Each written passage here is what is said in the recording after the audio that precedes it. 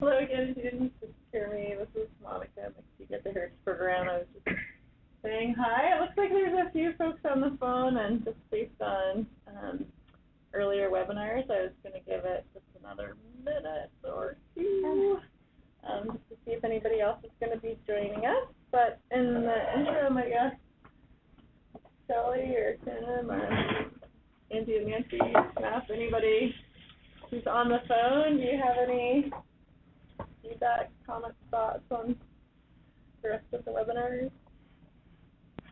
No. This is Tim. The only thing I would say is it would be helpful to have a few more geographic references on the maps, maybe the Dalton Highway and the shadow of the Yukon River or something that on the this end of things, the hill-shaded terrain behind it just doesn't come through that well. Okay, yeah, we went through lots of different iterations of what we thought would make sense, but you're right, when you see it on a webinar or good point, yeah. At that scale. Put the Dalton on there pretty easily for the Yukon. Yeah, all those are on there. They're optional, so maybe we should make it mandatory. Make it mandatory. Thank you for that feedback. Well, on the whole shade, yeah. It's very light, yeah. But isn't it just light? It's light. Yeah. You can't even really see where the mountains are.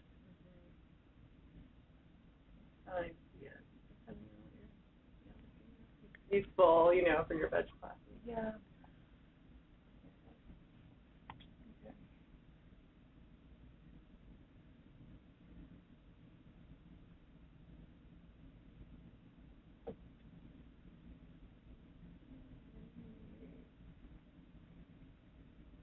Okay, well, maybe we'll get started here with some introductions again. I think everybody has been participated in some, if not all, of the webinars, so thank you all for joining us.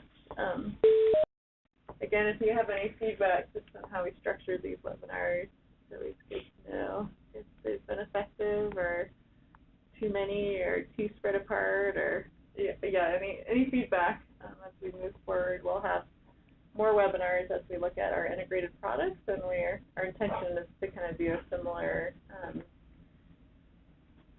arrangement of webinars for the next phase when we actually integrate our products and do our intersections. So let us know if these have worked or not. I think since I've introduced where we're at, where we're going, I'm not going to do that again. But if you have any questions, let me know. So this is Monica McKee at the Heritage Program. Matt Carlson, Heritage Program. Jamie Trammell, Heritage Program. Justin Fulkerson, Heritage Program.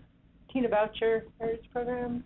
And we also have Jen Smith here too with ICER, Yep. who's got a nosebleed, I think. Is that what is going on? Okay, yeah.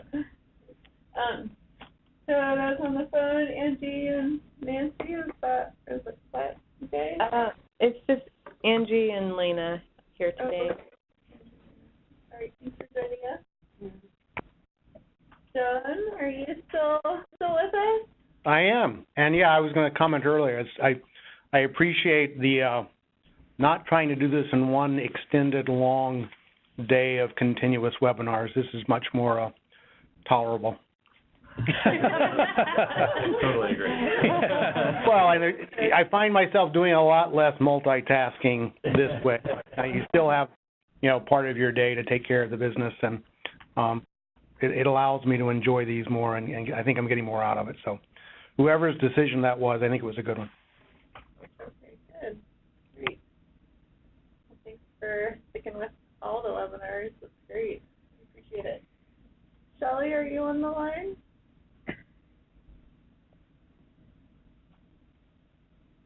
Great. So maybe she'll be joining us. It looks like she's on the webinar. And then Tim, I heard your voice, so I assume you're there. So. Yep, I'm here. Okay, great. So I guess Matt, you can just go ahead. Do you want to do the recording? Oh, I think I just started. I don't think I ever paused it. So. Oh, okay. Recording full time still. Some folks haven't joined us, so I've been recording them all.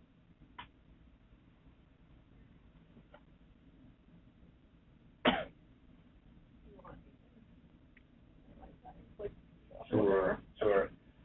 well, greetings everybody, and yeah, welcome to the last one of the day here. Thanks for sticking with it. And I know PowerPoint presentations just in general are kind of bad about facilitating conversation, and when you add the webinar component to that, it gets even worse. But I would just encourage anybody who has any questions or comments to pipe up and ask those, and we can try to address them as we go along here. But otherwise, I'll be talking about invasive species and the insect and disease component of this REA.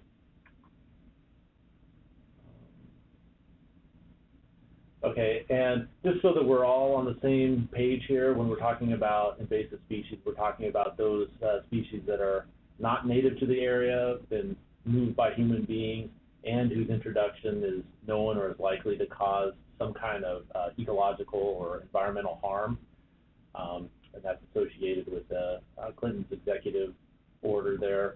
And while invasive species, really aren't as big of a concern in this region of North America and for the BLM here, as relative to many other places, particularly in the West, they are part of all REAs, and so we're treating them as such.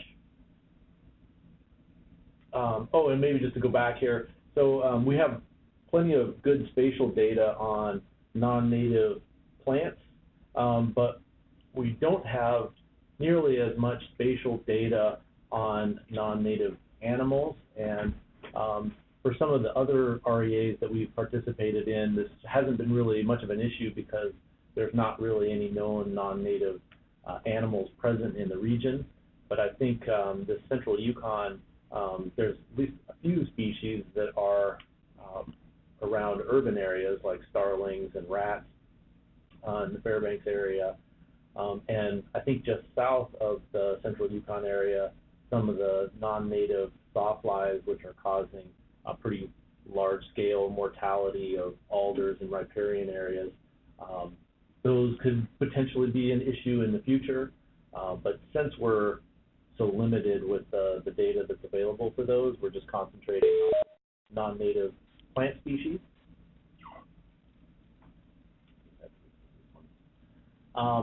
And as I was saying before, like invasive species aren't such a big deal in Alaska relative to most other regions of the world, but as I say that, we're also increasing the number of non-native species that are being imported into the state, and with the increase in the number of total species, also it increases the probability that any one of those species is likely to cause greater ecological harm. And so the figure that's being shown there is cumulative number of non-native plant species that have been recorded in the state relative to the date of their first record. And so some of the first species were recorded in the state, non-native species, in 1816, and then starting around 1900 to 1975 or so, the state was gaining 1 to 2 non-native plant species per year, something like that. But then in the last decade or decade and a half, the number of non-native plant species is increasing quite a bit more rapidly. We're gaining something like 10 new non-native plant species per year now. And yeah, we just have an increasing number of examples of these non-native species that are moving off of the anthropogenic footprint and causing more damage in natural systems along floodplains in particular, but also in areas that have recently burned and other areas that even had less disturbance.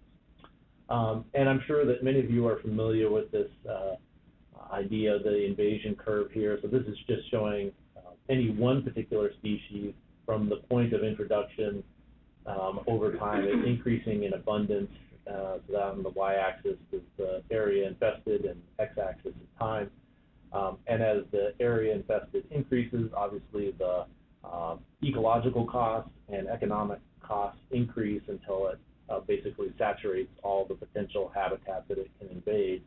And so we certainly don't want to get off into this right side of the figure over here, And also, this figure is showing some of the different management strategies that are associated with these different stages of invasion, right? Before you have the introduction of a species, effort should be placed in prevention, and we have these initial incipient populations. Eradication is the management choice, and then you start getting into containment, right? So probably for most species in Alaska that have been introduced, we're down at this lower part of the invasion curve, and so we have a much higher probability of actually keeping those species from causing problems and getting up into that nasty looking red zone there. Okay, so basically the invasive species section kind of falls under two major themes, I guess, if you will. Just trying to understand what the current status is of non-native species in the region and what resources or CEs are most likely to be at risk. And then the second part is projecting potential future conditions of invasive species in the study area. And again, we're just focusing on non-native plant species.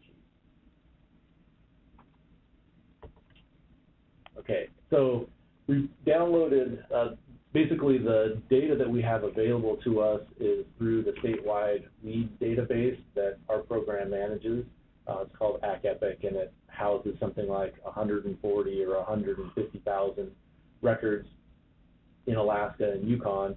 And so we exported all those data and clipped them to the boundary here. And so this is the distribution of those infestations. So close to 5,000 known populations in the region, and we add all the acres of those infestations together, it comes out to around 2,000 or so acres. So it's relatively a small area relative to the whole region, and it's pretty clear that the majority of these infestations are known along the road system and in urban areas or villages, but there are also places that are kind of scattered throughout along the Yukon River and other kind of remote areas, but those typically are species that are less ecologically threatening, tend to be more kind of ruderal, weedy species that stick around in disturbance, but probably are not likely to establish over the long term and influence the recruitment of other species or influence wildlife and that sort of thing. Okay, and I just made a table of those species that are perceived to have ecological impacts, a moderate to highly invasive. That's the invasiveness rank, and those come out of two publications that our group put together in 2008 and 2011. And so that's invasiveness rank is basically a scale from 0 to 100, with the worst potential weed being 100 and the most benign weed being 0. And I've kind of color-coded those by those that are perceived to have more impacts versus less impacts. And so we have things like spotted knapweed, reed canary grass, ornamental jewelweed, and white sweet clover ranking toward the top. Many of those species that are ranked as highly invasive are only known from 1 or 2 locations, usually like in Fairbanks or nearby Fairbanks, and probably are less of an issue for most managers outside of those kind of urban areas. Any questions or comments so far?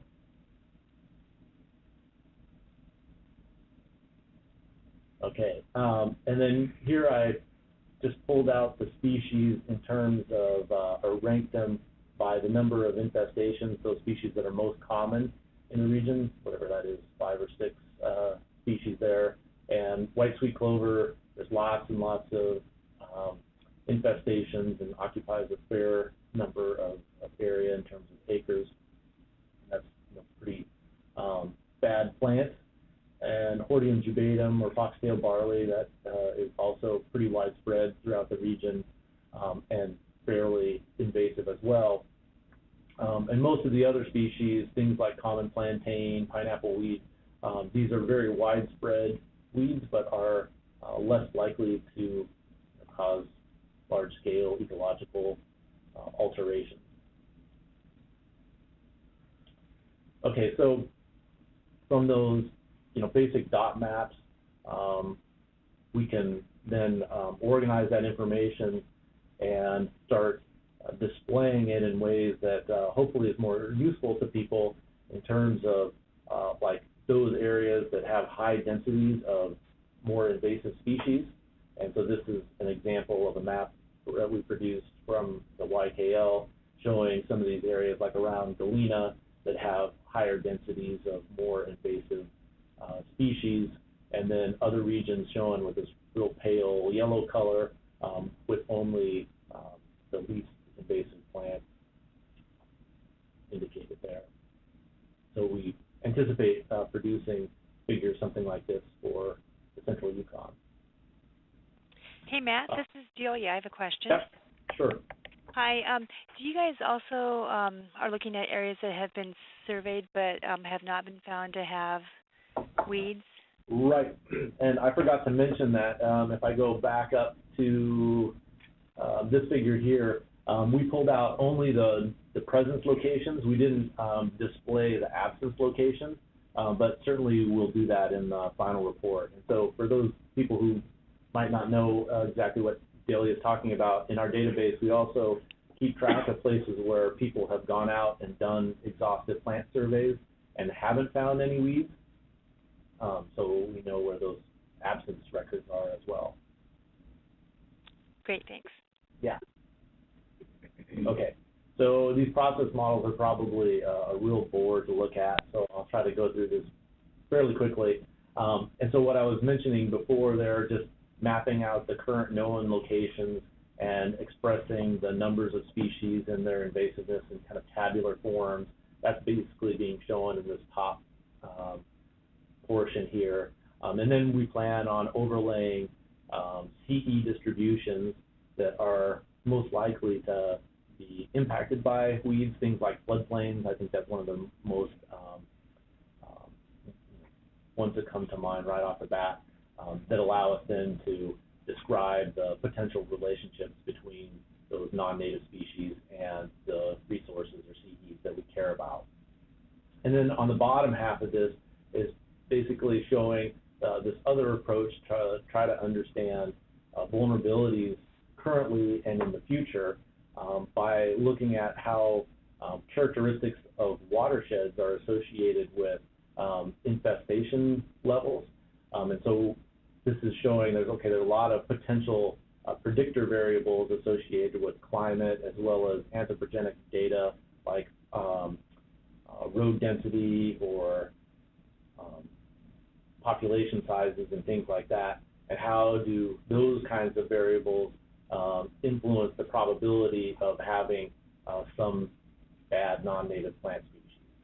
So that's basically what's being described here, and I'll go through kind of break this down a little bit for you in the next figure or two.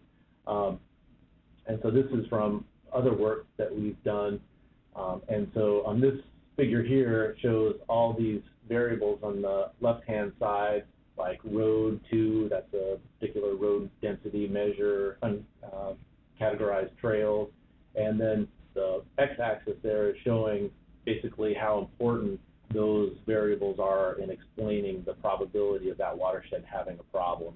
And so it shows like road density is really important, trails pretty important, and then you have things like mean elevation, July temperature, lots of climate variables that have this kind of intermediate ability to explain degrees of infestation. And then the two figures on the right are just kind of exploring the relationship between infestation vulnerability and those potential predictor variables to illustrate how many of these variables don't respond in a kind of simple linear way, but have threshold responses. So this is like showing that as soon as you have any road density, the probability of your watershed being infested increases really dramatically there. So strongly hump distribution. And same with a number of the climate variables. So this is showing that if you have later thaw dates, the infestation vulnerabilities decline pretty dramatically there after something like around mid-April or late April. Hey, Matt. Yeah. This is Tim. The list of variables you looked at there, I think this is a really interesting slide. Was that tied to previous studies that people had looked at, or was it just things that made sense? Yeah, both of those. Most of it was data that we had available, so it all comes from SNAP or the work that CYR is doing to put together some of these anthropogenic layers. We just, in these classification tree models, we basically just throw all the potential variables that we think possibly could have an effect, and then it's pretty good at choosing those ones that actually do have large effects or interact with other variables. Mm-hmm. If it's possible, it would be interesting to add in there whether or not there's a barge landing and the size of airstrip, whether it's large enough to land cargo planes on it or not. Yeah. I know in YKL we were pursuing things like that. Yeah. And I can't remember. I think we ran into some kind of snag somewhere along the line, but I can't remember what it was. I can't remember either. We'll have to look through our notes. Yeah. But I think it's well worth pursuing. Yeah, that's a really good suggestion. Especially at the barge places. Yep. Yeah. I know I contacted FAA trying to get a layer that has different levels of airplanes, landing strips based on how big the planes can, and they don't. Okay. Yeah. I kind of Or remember. they don't want to get one out. I don't know. Right. Yeah, I kind of remember issues there, maybe? trying to ditch ties at some point, and just get an estimate, but. Yeah, I'm pretty sure there's a website. I'll see if I can find it. It may not give physical dimensions of the airstrip, but it does list what size of aircraft can land there for flight planning. Right. Excellent. Yeah, that would be great. Okay. So this is maybe a more pictorial description of how we can kind of use the information that classification tree modeling gives us and explore scenarios. And so the three panels there at the top are showing current on the left, near term 2025 in the middle, and then long term on the right hand side. And each of those little watersheds are coded by road density, and so that darker red color indicates this threshold in which watershed transitions become much more vulnerable to having weed infestation. And so it's showing that Donlin coming in here in the near term potentially, and so that shifts that watershed from fairly low vulnerability to much higher vulnerability, and that increasing by 2060 with other associated infrastructure around Donlin. And then we can overlay that with other variables like climate variables. So this is showing that spring thaw date, and areas that are this lighter blue color are much more vulnerable to weed infestation. And by 2025 in the YKL, there wasn't very much change in that thaw date, but by 2060 it increases pretty dramatically. So basically what we end up doing is overlaying this figure with this figure to identify those watersheds that have the combination of traits associated with high vulnerability, if that makes sense. So what that ends up looking like, at least in the YKL, is something like this, with the cooler colors indicating areas that have low invasion vulnerabilities, and the warmer colors higher vulnerabilities. And much of the region is low vulnerability and not that much change in vulnerability through time. And mostly it's just areas that are kind of moderate vulnerabilities transitioning to higher vulnerabilities rather than completely new areas. So that's what we're expecting to do in central Yukon. And then one other piece that's a bit different, I suppose, is pulling out a particular species that's, I think, raising a lot of concerns in interior Alaska and south central Alaska, this Elodea, this waterweed that appears to have increased in abundance quite dramatically around Fairbanks, Chena Slough, and some other water bodies there. And our approach here, we're planning on just identifying those water bodies that are close to roadways or otherwise accessible to people that have characteristics associated with slower moving water, basically, that Elodea seems to like. And I don't think I have any more to say about that. Any questions on this? Is the last slide for invasive species before I go on to insects and disease. Okay.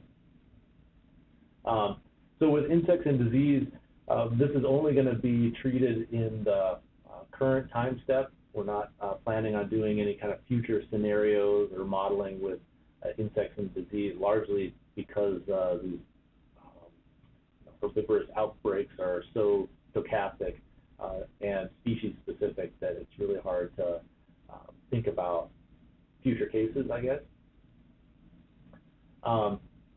And this is a process model for the approach to insects and disease. And basically, we're taking data from USDA, state and private forestry, fixed-wing aircraft surveys that are done almost yearly or and largely along major rivers, and they cover up to 25% of the forested region in the area. And merging those surveys from particular years to get forest damage from, say, 1989 to 1996, or these more modern time periods here, and then clipping those, or merging them all together, clipping them to the boundary of the REA, and then extracting those areas that are damaged by other kinds of things other than insects and disease, like flooding, high water, porcupine damage, I guess.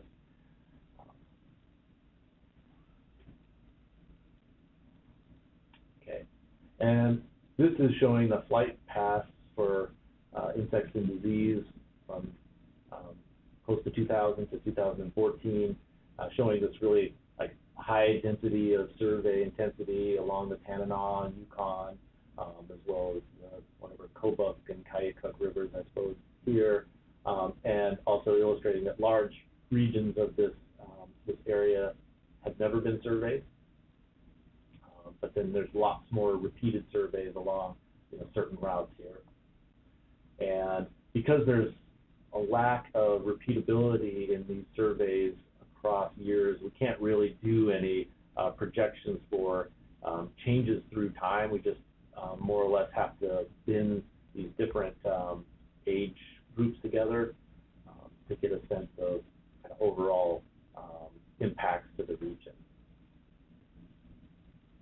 And so here's the cumulative forest damage from 1999 to 2014, showing lots of impacts along the Tanana and Yukon rivers. I'm not sure what some of these other major forest impacts are. And then from 2010 to 2014, obviously much more restricted. And then finally, this is just spruce beetle damage across those cumulative years. And it looks like the spruce beetle damage is quite a bit more restricted geographically in this region. And that's all I had. Questions or comments?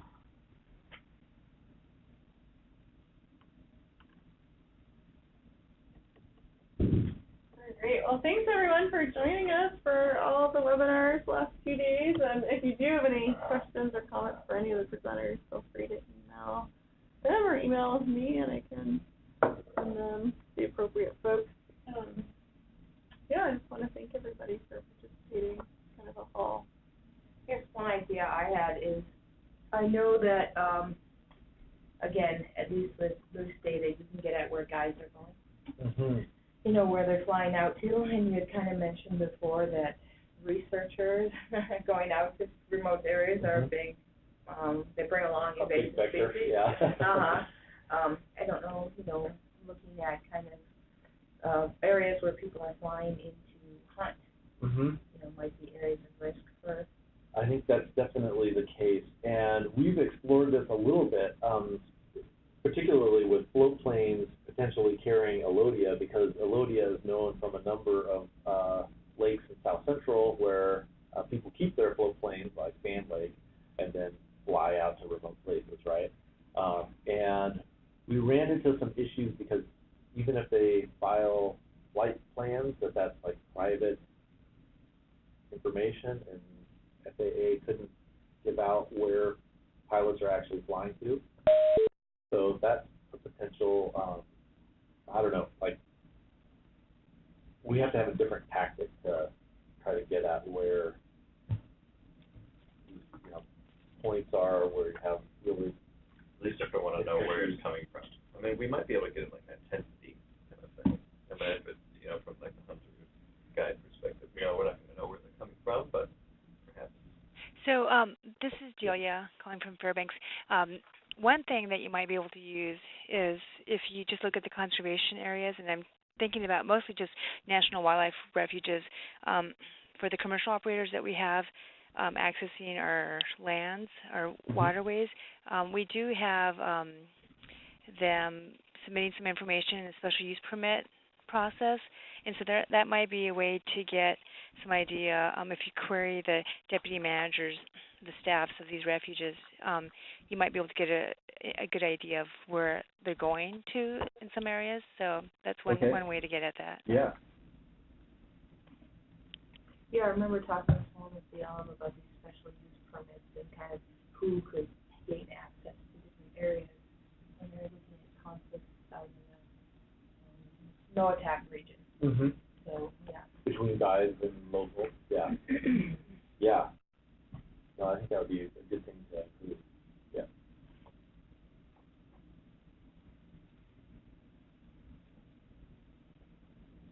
Great. Well, thank you all. I think we'll end the meeting now unless there's any more comments.